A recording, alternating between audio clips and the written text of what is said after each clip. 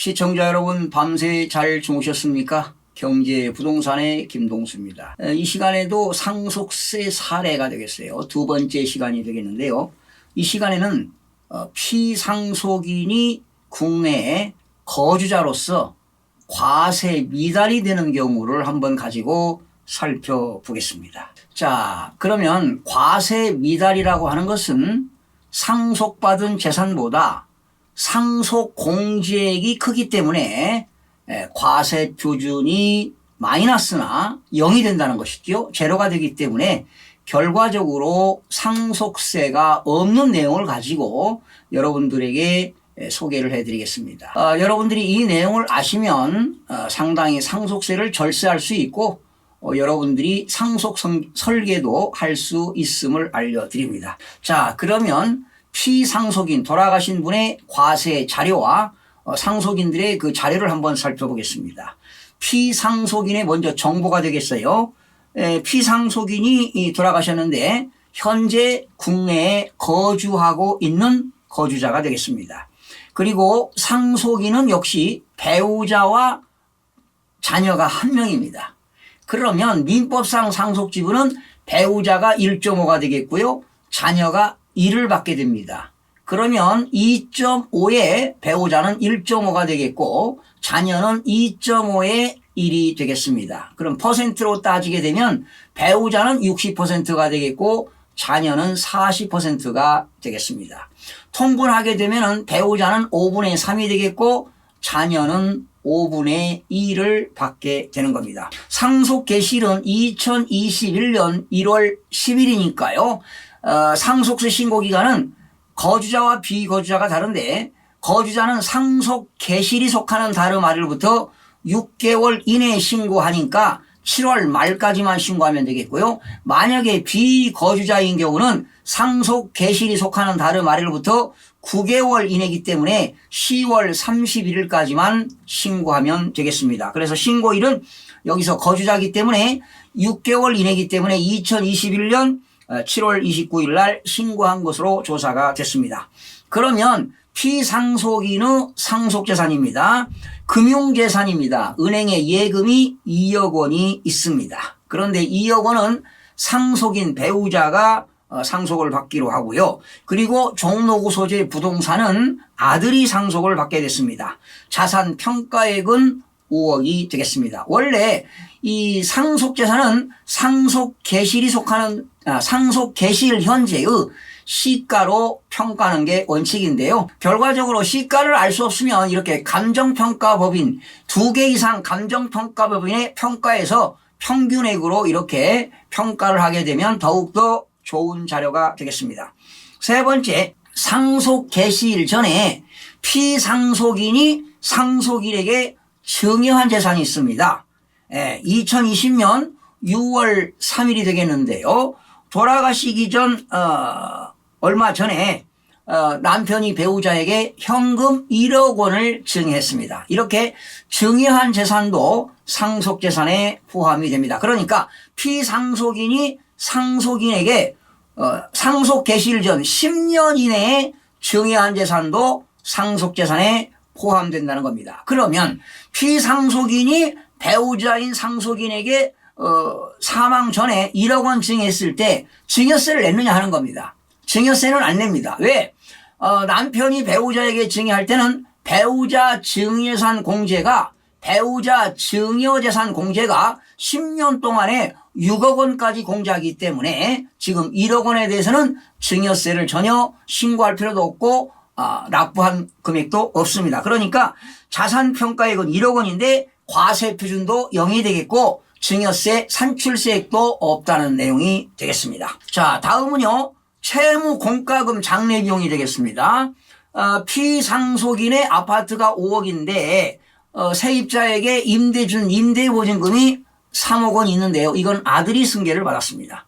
그리고 공과금입니다. 부동산 그 종로구 부동산에 대한 재산세가 500만 원 나왔는데 자녀가 승계받기로 했고요. 그리고 아버지가 돌아가시기 전에 미납된 공과금도 있습니다. 미납된 공과금 1,000만 원인데 이건 배우자가 승계하기로 하고요. 그리고 장례 비용은 400만 원이 들어갔습니다. 그러나 장례 비용이 500만 원 미만일 때는 500만 원까지 공제하고요. 장례 비용이 1,000만 원이 넘어가게 되면 1,000만 원까지 공제가 가능한데 장례 비용은 배우자가 승계받았습니다. 그러면 여기서 피상속인이나 상속인이 거주자이기 때문에 모든 채무 그리고 모든 공과금을 다 공제합니다. 그런데 지난 시간에 비거주자가 사망하는 경우는 부동산에 부과된 재산세만 공제하지 기타 미납된 공과금은 공제가 안 되고요. 장례 비용도 공제가 안 됩니다. 그러나 피상속인과 상속인이 거주자이기 때문에 모든 채무, 모든 공과금 그리고 장례 비용 다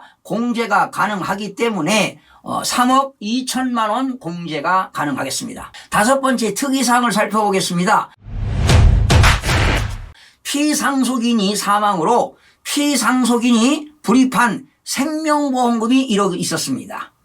자녀가 상속받았네요. 그러니까 피상속인이 계약도 해야 되고요. 피상속인이 보험회사에 보험료를 지급했다면 그러한 피상속인 사망으로 인해서 생명 손해보험금을 받게 되면 이것도 의제상속재산에 포함돼 가지고 상속재산에 포함됩니다.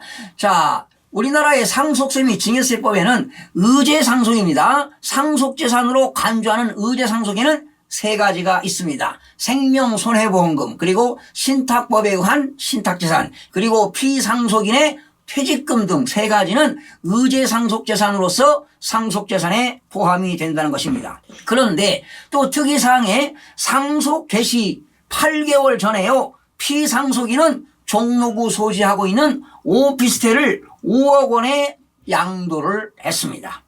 그러니까 피상속인이 돌아가시기 전 1년 이내에 지금 5억을 양도했어요. 그런데 그 5억 원을 양도했는데 양도대금 중 2억 원은 금융기관 채무의 상환에 사용한 사실이 확인되었으나 잔액인 나머지 3억 원은 사용처는 확인되지 않고 있습니다. 자, 여기서 중요하겠습니다. 피상속인이 상속 개시일 전 돌아가시기 전 1년 이내에 2억 원 이상 재산을 처분하거나 채무를 부담하거나 은행에서 예금을 인출하거나 또는 돌아가시기 전 2년 이내에 5억 이상 재산을 처분하거나 채무를 부담하거나 예금을 인출했다면 그 인출하거나 채무를 부담하거나 자산을 양도한 그 받은 대금을 어디에 사용했느냐 그 사용처를 상속인이 밝혀야 됩니다. 밝히지 못하게 되면은 추정상속으로 본다는 내용입니다. 자, 그러면 5억에 팔았습니다. 2억 원은 은행에 채무 상환했죠. 미소명된 금액 3억 원 전체를 추정상속으로 보는 것이 아니라 처분 금액 5억에 대한 20%입니다. 처분 금액에 대한 20%는 1억이죠. 그 1억과 2억 원 중에 적은 금액을 공제합니다. 적은 금액이 1억이죠. 그래서 미소명된 금액 3억에서 1억을 차감하면 2억 원만큼을 추정상속으로 본다는 내용이 되겠습니다. 그러니까 2억 원도 추정상속으로 보아서 상속재산에 포함을 시킨다 이렇게 보시면 되겠습니다. 자, 그러면 상속세를 과세할 수 있는 과세가액을 계산해 보겠습니다. 먼저 상속재산입니다. 여러분 도표를 보시면 상속재산가액은 8억 원이 나왔죠. 이 8억 원은 예금 2억 원과 부동산 5억 원과 그리고 피상속인의 생명보험금입니다. 이것도 하나의 보험회사에서 받는 생명보험이기 때문에 금융재산으로 볼 수가 있습니다. 그래서 상속재산가액은 8억 원이 되겠고요. 그리고 상속 개시 전 처분재산이 있었죠. 처분재산이 5억인데 미소명된 금액 3억이었잖아요. 3억 원 중에서 1억 원을 뺀 2억 원만큼을 추정상속으로 보니까 상속 개시 전 처분재산 등 추정상속재산이 2억이기 때문에 결과적으로 합치면 10억이 되겠죠. 그 10억에서 무엇을 공제하느냐? 채무 등 공제액을 뺍니다. 채무가 3억에다가 공과금, 재산세, 장례비용까지 합치니까 3억 2천만 원이 되겠습니다. 공과금 1,500만 원 있었죠. 공과금 1,500만 원에 그리고 또 채무가 3억 그리고 장례비용 500만 원이니까 채무등 공제액은 3억 2천만 원이 되겠습니다. 3억 2천만 원을 공제합니다. 자, 그렇게 되면은 10억에서 3억 2천 빼니까 6억 8천이 되잖아요. 거기에다가 피상속인이 상속인에게 증여한 게 있어요. 돌아가시기 전 10년 이내에 증여한 재산도 즉 사전 증여재산가액도 상속재산에 플러스하기 때문에 결과적으로 6억 8천에서 사전 증여재산가액 1억 원을 더하니까 상속세를 과세할 수 있는 가액이 7억 8천만 원이 되겠습니다. 결과적으로 상속재산이 7억 8천이다 이렇게 보시면 되겠어요. 세금을 계산할 수 있는 금액이. 그런데 자, 다음은 이제 상속세 과세 표준을 계산하는데 7억 8천만 원에서 이제 공제금액이 있습니다. 이 공제금액은 어떤 것들을 공제하느냐. 자, 상속 공제액입니다. 기초공제가 2억입니다. 여러분, 기초공제는 피상속인이 사망하게 되면 비거주자이든 거주자이든 무조건 기초공제 2억 원을 공제해 줍니다. 그리고 일괄공제라는 게 이제 5억이 있는데요. 우선 기초공제 2억에다가 기타 인적공제라는 게 있습니다. 여러분, 기타 인적공제는 4가지가 있어요. 자녀공제가 있습니다. 자녀공제가 1인당 5천만 원인데 지금 자녀가 1명이니까 5천만 원밖에 공제가 안 됩니다. 그렇죠? 그리고 미성년자가 19세에 도달할 때까지 즉 19세까지 자녀 연수죠. 만약에 10살 먹은 아이들이 자녀가 10살이다 그러면 미성년자는 19세니까 자녀 연수가 9년 아니겠습니까? 곱하기 1,000만 원씩 곱하는데 결과적으로 미성년자 공제는 19세에 도달할 때까지 1년에 1,000만 원씩 공제하는데 지금 미성년자가 아닙니다. 그리고 연로자 공제입니다. 만 65세 이상은 1인당 5천만 원을 공제합니다. 그리고 장애인이라면 장애인 공제가 있습니다. 1년에 1,000만 원씩 해서 기대 여명 연수입니다. 만약에 기대 여명 연수가 83세다. 그런데 자녀가 20세라면 63년을 곱해야 됩니다. 그런데 여기는 지금 그런 내용이 없기 때문에 여기서 공제되는 것은 기초공제 2억에다가 자녀공제 5천만 원밖에 공제를 못 받습니다. 그러면 총 2억 5천만 원을 공제되는데 공제금액이 너무 적잖아요. 그래서 세법에서는 기초공제와 자녀공제와 미성년자 공제와 연로자 공제와 장애인 공제를 합한 금액이 5억이 안 되는 경우에 일괄공제 5억 원을 공제합니다. 그래서 여기서는 일괄공제 5억을 공제하게 되는 것이지요. 일괄공제 5억입니다. 그리고 배우자입니다. 지금 배우자가 상속받는 재산이 있지요. 금융재산도 상속받았고 그런데 배우자가 상속받은 재산이 없거나 5억 원 미만일 때는 무조건 배우자 공제 5억 원을 공제합니다. 그러면 여기서도 배우자가 있기 때문에 5억 원을 공제합니다. 그러면 일괄공제 5억에다가 배우자 공제 5억을 더하면 벌써 얼마입니까? 10억 원 아니겠습니까? 그런데 여기서 또 공제하는 게 있습니다. 순금융재산 공제를 해줍니다. 자, 순금융재산이라는 것은 피상속인의 금융재산에서 부채를 뺀 금액이 순금융재산인데 지금 이 피상속인의 예금이 2억 있었죠. 그리고 보험회사에서 받은 생명보험 1억 있었죠. 결과적으로 금융재산이 3억입니다. 3억 원 곱하기 100분의 20 무조건 20% 공제합니다. 그러면 6천만 원이 금융재산 공제가 6천만 원이 되겠습니다. 그러면 총 공제금액은 얼마입니까? 상속공제액은 10억 6천만 원이죠. 10억 6천만 원입니다. 10억 6천만 원이에요. 자, 10억 6천만 원 일괄공제 5억에 배우자 공제 5억에 순금융재산 공제 6천만 원이니까 10억 6천만 원을 공제받게 되는 겁니다. 그런데 상속세 과세가액이 7억 8천이니까 10억 6천만 원 공제하면 과표가 마이너스가 나옵니다. 결과적으로 상속공제액은 7억 8천만 원이 한도가 되겠네요. 7억 8천만 원 공제하니까 공제금액이 그리고 감정평가 수수료가 0입니다. 그러면 상속세 과세 표준도 0이 되겠습니다.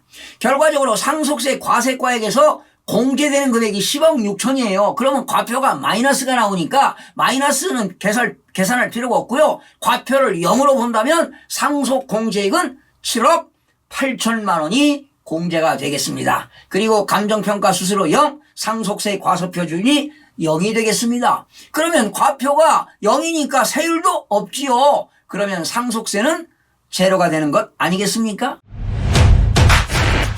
네, 여러분. 그리고 상속세 과표가 1억 원 이하일 때는 10%입니다. 1억에서 5억은 20%, 5억에서 10억은 30%, 10억에서 30억은 40%, 상속세 과표가 30억 원이 초과되면 50%인데 과표가 0이기 때문에 상속세가 제로가 된다는 겁니다. 다음 도표 보시면 상속세 과표가 0이지요? 그러면 세율도 없어요. 그러면 상속세 산출세액도 없고 세액공제도 없고 신고세액공제도 없고 차가감 납부세액도 없습니다. 결과적으로 상속세 과표가 0이기 때문에 상속세 산출세액도 전혀 없다. 즉 상속 과세 미달이 되는 겁니다. 예. 상속받은 재산보다 공제금액이 많기 때문에 상속세 과표가 없기 때문에 세금이 없다는 결론입니다. 그러면 일반 가정에서는요, 남편이 사망했다. 그리고 배우자가 있고 자녀가 있다면은요, 공제금액이 일괄공제 5억에다가 배우자 공제 5억이면 기본 10억까지는 세금이 없습니다. 그러니까 일반 가정에서는 결과적으로 상속받은 재산이 10억 원 정도라면 상속세는 걱정을 안 해도 된다는 겁니다. 그러나 만약에 10억 원이 초과되고 그렇다면 당연히 이제 상속세를 상속인이 누구냐에 따라서 상속세를 계산해 봐야 되겠죠. 만약에 피상속인이 돌아가셨는데 배우자가 없습니다. 한부모 가정에다가 피상속인이 사망했어요. 배우자가 없습니다. 그러면 자녀들은 공제받을 게 기초공제라든가 자녀공제라든가 미성년자 공제라든가 연로자 공제 장애인 공제 합쳐서 5억이 안 되면 일괄공제 5억을 받기 때문에 만약에 자녀들이 상속받게 되면은 일괄공제 공제금액이 5억이기 때문에 상당히 상속세가 나오게 된다는 것입니다. 그러면 만약에 여기서 말이죠.